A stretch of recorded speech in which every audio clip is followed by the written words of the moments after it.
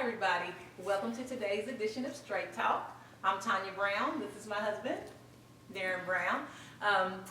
Today's topic is a little different. We're going to recap first of all on last week's topic where the question was asked if I should wait on my incarcerated loved one.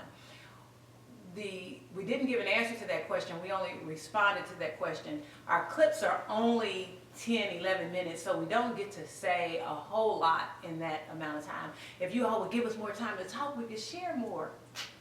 But since we don't have much time to share, then we don't get to express everything that we're feeling. And so we wanted to just recap for a few minutes about last week's session. We didn't want anyone to have the impression that we were inmate bashing. That's the last thing on earth that we would do. My husband was incarcerated for 16 years, so you know I'm not bashing inmates. We just wanted to show the reality of what happens. There are millions of incarcerated men, and I'm sure there are probably hundreds of thousands of them who are great men. Not every man in prison is a bad man. Some people just made mistakes, and they have learned from their mistakes and have truly turned their lives around. And a lot of men have come to know Christ during their incarceration and have made plans for a successful life after their incarceration. So we're not by any means saying if you are waiting on somebody incarcerated that you shouldn't, that person is going to just use you or abuse you.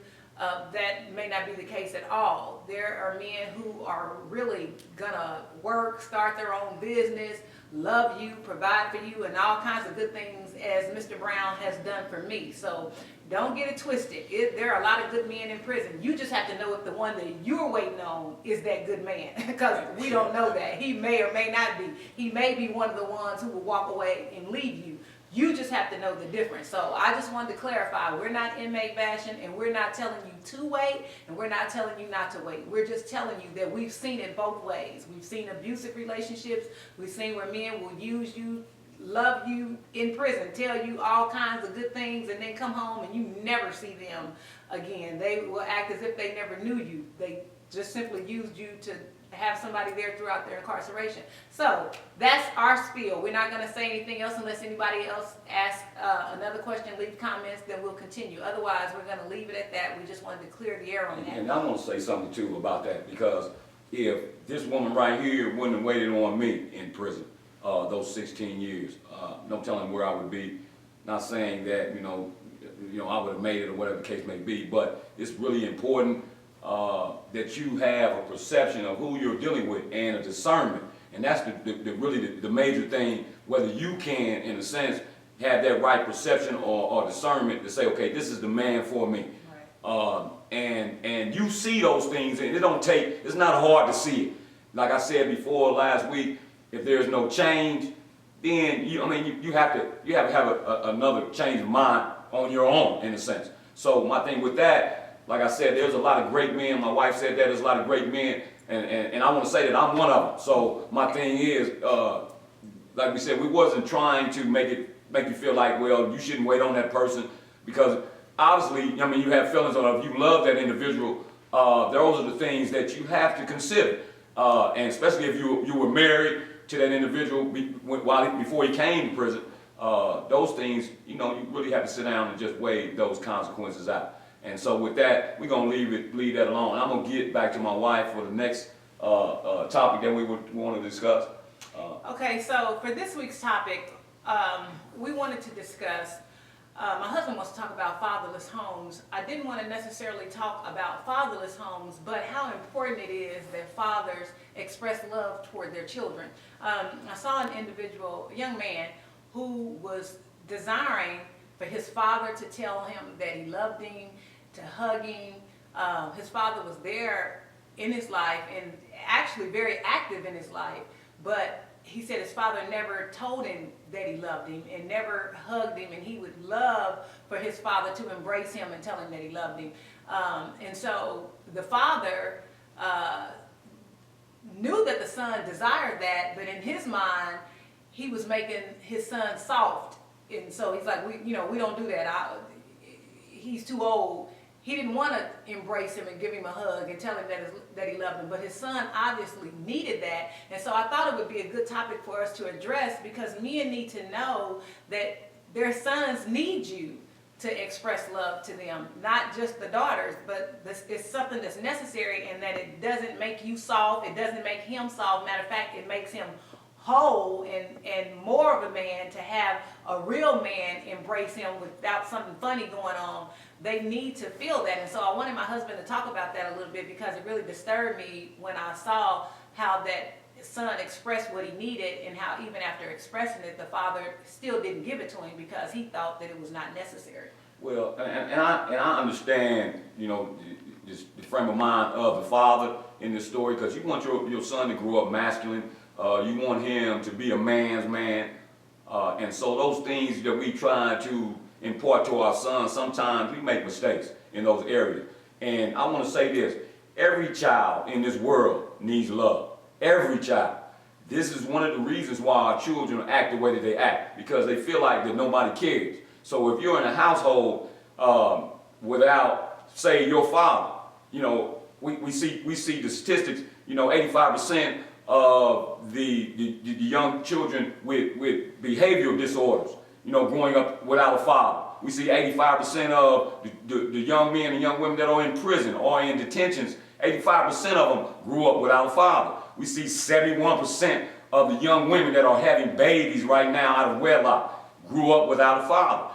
We know for a fact that 43% of the population of the children here in this country grow up, 43% of them grow up without a father. So we have to understand that fathers are important and they are needed. We know that socially, man, it destroys our social structure, because without the man in the household, then we have a woman trying to raise young boys and young girls by herself.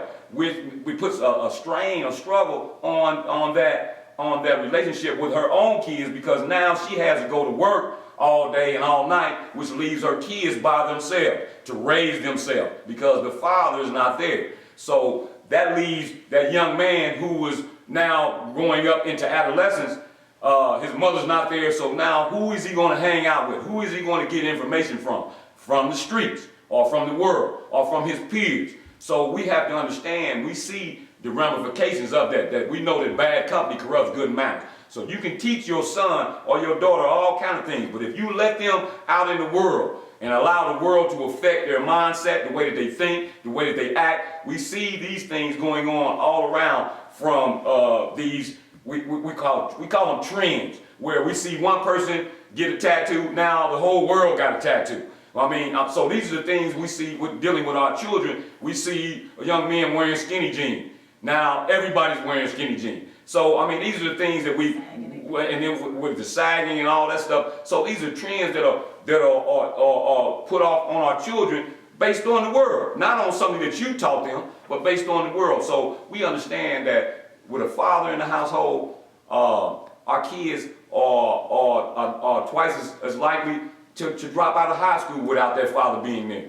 Twice as likely to go to prison without their father being there. So we have to understand, and just like my wife was giving an example of love and how a father should love his son and his daughters, because in this society we're in now, we try to bring up our sons in this macho-like mindset where pride gets in the way, basically, and that's what it all is. It's just a form of pride where it's like we don't understand conflict resolution. We get into a problem with something, then we got to go the furthest extent to, you know, all the way to the end. And so this is why our children can go out in the streets right now and kill each other, and then go home and eat a bowl of cereal like ain't nothing happened, because of these factors that we face all through society. So we know that based on my wife's observation of this, we know that our sons and our kids in general, man, they need the love that only a father and a mother can give, and not just a mother and a father, but society. Because when I was growing up, everybody loved you. If you stayed on one block, everybody on that block knew you, and they loved you, and they took care of you, and they made sure that you was all right. Nowadays, you know, if you try to take care of somebody else's kids or try to correct somebody's kid, man, you might get in a fight and some more stuff. So my thing is, we stress these facts based on, because we want you to understand how important it is, man, for fathers to be a part of their children's life. And that one thing about that love factor, man, all young men need to be loved. They need, just like as a young boy, as a young boy, my father never told me that he loved me, but the things that he did for me showed me that he loved me. But my point is, as a young man, I wanted to hear that from my father, just to acknowledge, that he cared enough about me to say that. And so, and with every other, with the young boys that are out there now, that are growing up, man, they need to hear that, because they need to know somebody cares about them. That's why they can go out and do whatever they do, and have no moral or conscience about anything that they do, based on, because nobody is there to reinforce that. And they have no one to be accountable to, because their mother's at work all the time. So the only person they have to be accountable to is the peers that they run around with every day. So I want to say this, and this is an important fact. Any men listening or watching this video, man, go hug your son today and tell him that you love him. Because it's important that you do that. And you won't regret it. I promise you that. Because my thing is, our sons, just growing up, and in this society, they have so much to deal with already in society. To come home and not feel that love, from their father, their mother, or just from family in general. We all need that. And family is the most important thing in this world. All the stuff that we do and all the stuff that goes on in this world, but family is the most important thing. Anyway, I'm going to let my wife say some things. Thank you, and I'll see y'all later. All right, that was today's edition of Straight Talk. We're out of time, so I won't get to say anything. My husband has said it all. We'll see you again next week. Thanks. Bye-bye.